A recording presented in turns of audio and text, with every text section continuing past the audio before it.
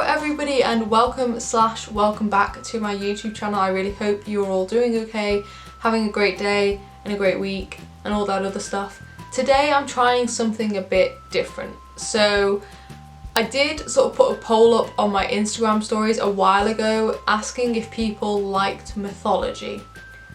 And I didn't really give much more information than that, but I would like to start doing a makeup and mythology series. I'm only thinking of doing maybe one video on this a month because I only upload once a week. I feel like that's often enough. And yeah, so I'm going to do my makeup. This is the look we created. I used the Anastasia Riviera palette. This is the first time I've used this palette. And I think this sort of situation where I just sit and talk through a Greek mythology story and do my makeup is a good way for me to test new eyeshadow palettes without having to do a whole video on the palette. Obviously, if you guys want a whole video on this palette, I can do that, but this is just my first impressions and I will give you my full opinion at the end of the video. Today I've chosen to tell the Greek mythology story of Echo, or I've kind of told three stories of Echo, but they sort of come together to form the story of her life. So if you're interested in hearing that story, please just keep on watching. It is one of my favourite Greek mythology stories, hence why I chose to start on it. But if you have any other mythology stories from any culture, just drop it down below and I'll look into it, and if you want me to do a video on it, I can try. But I started with my favourite one today, and this is the look we created. Please, if you like this idea, please let me know, because I really want to do it, because I think it's a good way of me to test makeup without having to dedicate a video to it. Also, I love mythology stories. I'm not an expert by any means. If I've got things wrong in this story, please be nice about it in the comments. Please don't just shout at me. But yeah, I like this format. I think it will work well, but if you guys don't want to see it, there's not much point other than the fact that I enjoy filming them. But yeah, let me know. And other than that, I will get on with the story. I really hope you enjoy it.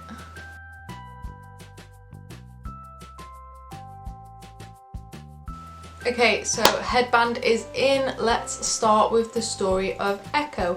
Everything I use on my face will be linked down below. So, Echo is a wood nymph. She lived in one of the woods near Mount Olympus, I'm assuming. I'm probably just going to add details in and take details out of this story, but the main story will be there, I promise. Right, so she is a wood nymph, and in ancient Greek, wood nymphs are female magical creatures. They tend to be very beautiful. They live in places like woods, streams, rivers, ponds, things like that. Nature, basically.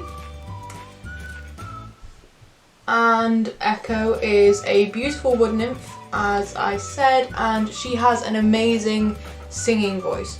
She is the best singer of all the wood nymphs. And Zeus, who is sort of like the head of the gods, he is prone to liking wood nymphs, which is an issue as he is married to Hera. Now, Hera knows that Zeus isn't a great guy, but she's married to him anyway, you know, it is what it is. And one day, she's annoyed at Zeus. Pretty standard for these stories. They don't have a great marriage, but they're still married anyway. So Zeus is running away from Hera, trying to hide from his wife. Standard. And he runs into the forest and he finds Echo, and he asks Echo to help him. Now, Echo isn't in love with Zeus in any way. In fact, she's quite picky when it comes to men.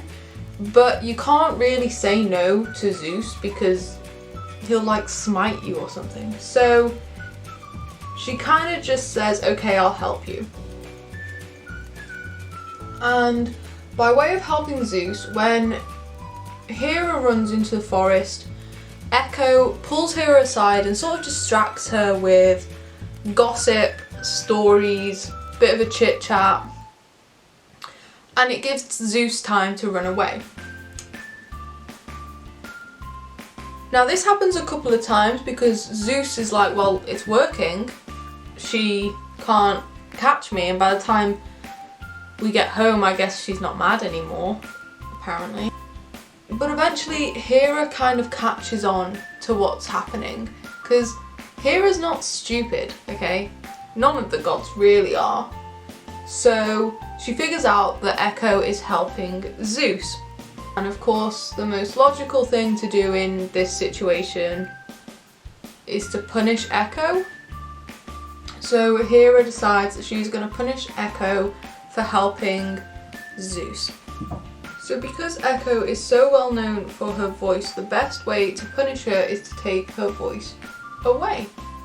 So Hera sort of places an eternal curse on Echo to only be able to repeat the last words that somebody else has just said to her, like an echo would. I will also say, I should mention this at the start, wood nymphs are magical creatures, which I did say, but they're not immortal, so they can die. So Hera could have killed her, but she didn't, which I guess is nice. So the only way Echo could communicate is through repeating back the final words that are said to her, like an echo would in a cave. And that is the story of Echo and Hera. It's a pretty short story, but it's the basis of this Echo character that we have in Greek mythology. I will also say, in Greek mythology, pretty much all the stories are intertwined. So the next story I'm going to tell, it has its own story, but I'm only telling you the bit about Echo. So this is the story of Echo and Narcissus. Now, like I said, Echo is very picky about the men that she likes, and up until this point she's not really been interested in anybody. She hasn't fallen for any of the gods, she hasn't had children with any of them.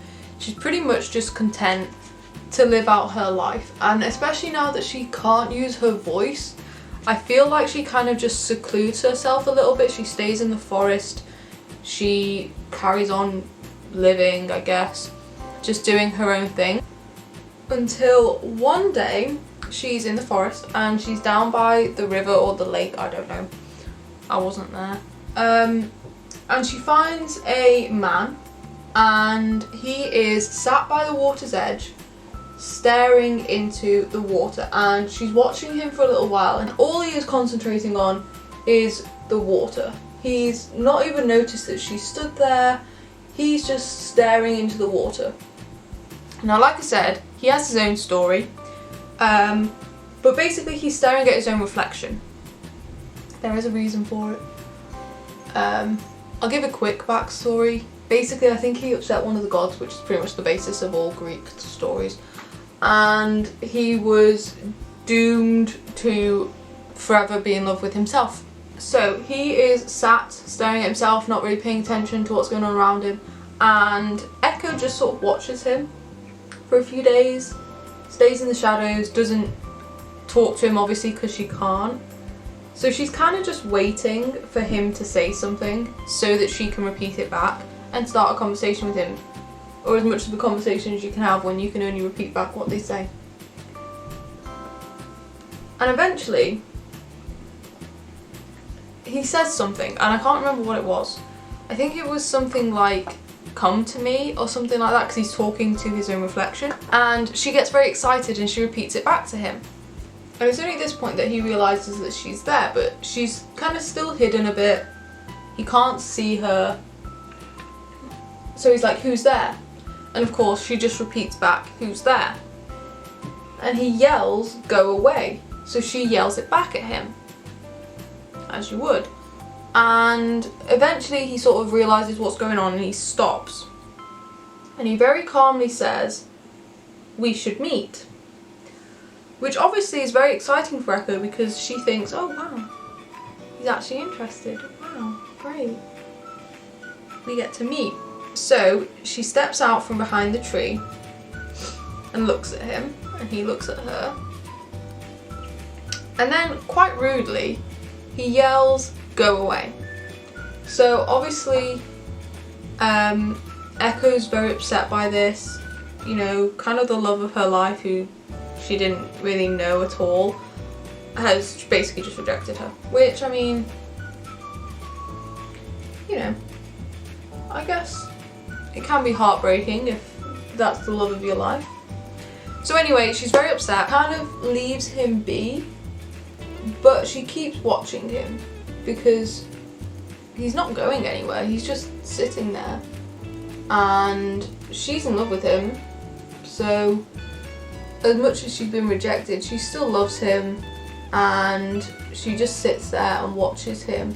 But unfortunately, due to the curse that has been placed on him, he basically just sits at the water's edge, staring at his own reflection, to the point where he stops eating and drinking, and eventually he just kind of wastes away, which I think was kind of the point of his curse.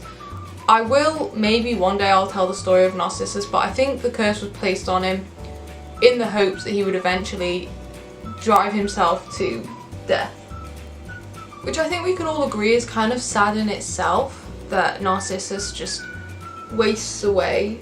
But seeing as we're focusing on Echo today, it was kind of sad for her to watch the only man she's ever really liked or loved just waste away in front of her after completely rejecting her, basically.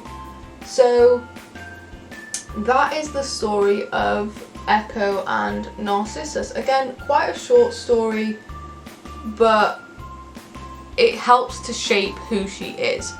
So I think in the entire history of Echo, in all the stories of Echo, she never really falls in love again. It's only ever been Narcissus for her, and unfortunately he wasn't interested. Now, the final story I'm going to tell about Echo is the story of Echo and Pan. Now, Pan is a god. He's kind of a minor god, and in Greek mythology there are sort of the 12 main gods of, you know, the ones you've heard of: Zeus, Hera, Aphrodite, Athena, those sorts of gods. And then you have sort of minor gods. Now, I don't actually know what Pan is the god of, but I don't think it's really that important for this story. Anyway, one day Pan is wandering through the forest, don't know why, but he just is, and he comes across Echo. And so Pan just wanders in and falls in love with her, which is understandable. You know, she's very pretty, I get it, but he falls in love with her, and he tells her that he is in love with her, and obviously he tells her, you know, I'm a god. Like I said many times throughout this story, she's a bit picky. She's not that interested in just anyone. She loved, apparently, Narcissus, and he wasted away and died, and now she's just kind of done. She doesn't really care. In her mind, she met the love of her life, he didn't love her back, and then he died. And as sad as that is, that's what she believes, and Pan was having none of it. So obviously male ego is bruised, he's upset, she doesn't love him back. What can I do to make her love me? Oh no, that's not the thought that went through his head. The thought that went through his head was, how can I punish this poor defenseless wood nymph for not loving me? So he went back to Olympus, I assume, and sort of thought about a punishment for her, and he decided the best thing he could do in this situation would be to anger the shepherds, I think it was. I'm assuming he has some sort of power over agriculture or something, sheep, who knows. Anyway, he angers them to the point where they go and find Echo and they rip her to shreds, which I know sounds very sort of dramatic. Well, it kind of is. I mean, you know, that's exactly what you do when somebody doesn't love you back. You anger a bunch of shepherds and tell them to go rip a girl to shreds, apparently. So anyway, this happens, and all the while, in fact throughout Echo's entire life, the Earth Mother Gaia or Gaia, I don't know how to pronounce it, I'm really sorry. But she's watching Echo, and as much as she can't really do much to protect Echo, she couldn't protect Echo from Hera, she couldn't sort of warn her against Narcissus, she couldn't protect her against Pan either. So unfortunately, she does get ripped to shreds. Gaia or Gaia, I'm going to call her Gaia because that's what I would naturally say, I'm sorry if it's wrong. She's watching, and okay, she can't save her life because she is mortal, and as much as Gaia would love to, she can't. So instead what she does is she takes all the little pieces of Echo that are floating right now because she's just been ripped to shreds. She takes all these small pieces of Echo and she carries them on the wind and hides them in every cave and every echoey space she can find, so that Echo's beautiful voice that had once sang so beautifully and everybody had loved, which had been taken by Hera, could still be heard in these places like caves and such. And that's what she did. So this story is sort of used to explain why echoes in caves and other places like that exist, and that's sort of a common theme with mythology stories. I feel they are sort of designed to explain why certain things are the way that they are. So the story of Echo explains how these echoes came to be, and I think it's a beautiful story. I think it's a very sad story when you think about it, but I do think it's a really beautiful one, and it's quite good. I imagine this story would have been made if children were scared of echoes in the cave and things like that, and you can just imagine their parents telling them like, oh, it's just the wood nymph Echo. So yeah, I really like this story. I hope you guys did. But yeah, I think it's a beautiful story. I think that Echo was very hard done to by the gods. I mean, Hera punished Echo for helping Zeus, but if she hadn't have helped Zeus, Zeus would have punished her. And then, of course, the whole Narcissus situation was kind of nobody's fault. I can't remember who it is that placed the curse on Narcissus, but I imagine that when they did that, it wasn't in any way designed to hurt Echo. It was designed to kill Narcissus, which it did. But unfortunately, Echo fell in love with him and he passed away. So I can imagine that's quite heartbreaking for her. And then unfortunately, the story of Pan and her death is very sad because it was just simply that she wasn't interested. And you know, from Echo's point of view, the guy she loved had died and she just wasn't interested. At this point in her life, she'd been through a lot. And I think it's just a sad story, to be completely honest. Now, I've always loved this story since I was a child. I've always loved Greek mythology. It's just the one I got taught in school the most. And I think that's why I have such a connection to it, because it's always sort of been the ones that have been told to me and I've always loved them.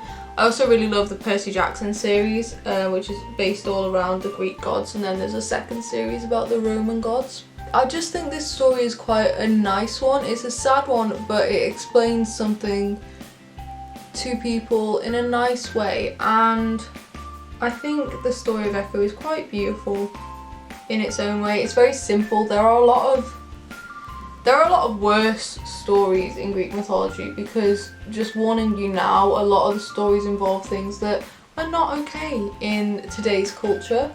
So just a pre-warning, if I do carry on with this, they may not all be as PG as this. There we go, that is the story of Echo. Like I said, it's kind of a short story and it's sort of just 3 short stories all squished into one. Let me know what you think of the story. Let me know if you like it. Let me know if you've heard it before. Let me know if I got it right, because I feel like there are some things I got wrong. Like, I don't know what pan is the god of, but regardless. What are we thinking of this makeup look? I quite like this. I think the colours worked well. Maybe a bit of trouble blending this purple shade, but fine overall. The shimmer, wow. I used the shade Mediterranean. It is beautiful. I will test this palette a few more times, obviously, and you'll probably see it a couple more times on my channel. It does have some neutral shades, but I feel like with Anastasia, this was like their first attempt at colour. If I'm wrong, please correct me. But I think it's a good palette. I've only used these 3 shades here and this shimmer, but I like the look I've created, and I paired it with the Bare Minerals Bare Pro lipstick in the shade Dahlia. I think it just goes quite nicely with the eyes. I haven't done any lashes because I couldn't be bothered, but yes, there is a look. Everything will be linked down below. Please let me know what you think of this video idea, if you like mythology, if you want to hear more. Also, I don't want to limit myself to any specific genres of like the culture. So today I've done a Greek story, but I could do Roman ones, I could do Norse, I could do Egyptian, I don't know. I will do a bit more research into it. But if you have a mythology story that you want me to do, let me know the name of it down below. Let me know what culture it's from, and I will do a bit of research and see if I can do a video on it. But yeah, let me know what you think. Please let me know what you think. I don't want to just carry on with this and everyone hate it, but I also quite like the idea, so I would like to have your guys' feedback, please. But other than that, I'll stop rambling because I will just talk forever. Let me know what you think of the story. Let me know what you think of the look. Drop me a comment. Let's just have a chat about anything. But other than that, I hope you're having an amazing week and a great day, and I will see you next Wednesday for another video. Bye!